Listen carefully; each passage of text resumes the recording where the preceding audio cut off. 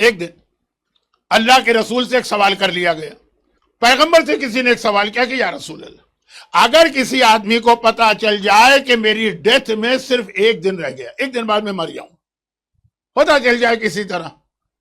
وہ حضرت سلمہ اگر پتا چل جائے تو اب یہ جو ایک دن ہے اونلی ون ڈے معلوم ہو گیا،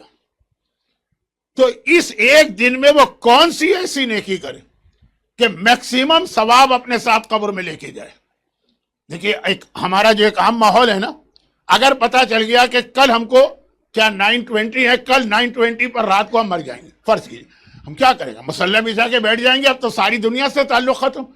نہ بیوی، نہ بچے، نہ گھر والے، نہ کھانا، نہ پینا، نہ ٹی وی، نہ واٹس ایپ، نہ آئی فون، کچھ بھی نہیں، نمازیں پڑھیں گے، قرآن پڑھیں گے۔ اگر کسی پیغمبر نے کیا جواب دیا؟ میکسیمم ثواب لے کے جانا اسے قبر میں۔ پیغمبر نے کہا یہ حلال و حرام کے جتنے مسئلے سیکھ سکتا وہ سیکھ کے جائے قبر میں، اس کا میکسیمم ثواب۔ اچھا اب اس کو تو قبر میں جانا، وہاں کون سا حلال کا مسئلہ، وہاں کون سا حرام کا مسئلہ، عام پریکٹیکل لائف میں تو سمجھ میں آتا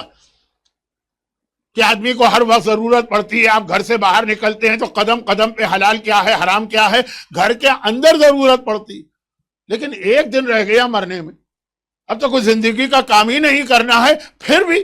پیغمبر نے کہا تم نے پوچھا تھا سب سے زیادہ ثواب کون سی نیکی دلوائے گی، وہ یہ حلال و حرام، اس کا علم لے کے جائے۔ اور کیسے، اس کے لیے بہت پوری میری تقریر ہے کہ مثلا ایک نماز آپ پڑھتے ہیں، ایک نماز مرجع وقت پڑھتا، کوئی فرق نہیں ہے دونوں کی نمازوں میں، وہ بھی فجر 2 رکعت پڑھے گا، 3 رکعت نہیں پڑھے گا، بلکہ ہو سکتا ہے کہ آپ زیادہ لمبا سورہ پڑھے، وہ اپنے بڑھاپے کی وجہ سے مختصر سورہ پڑھے،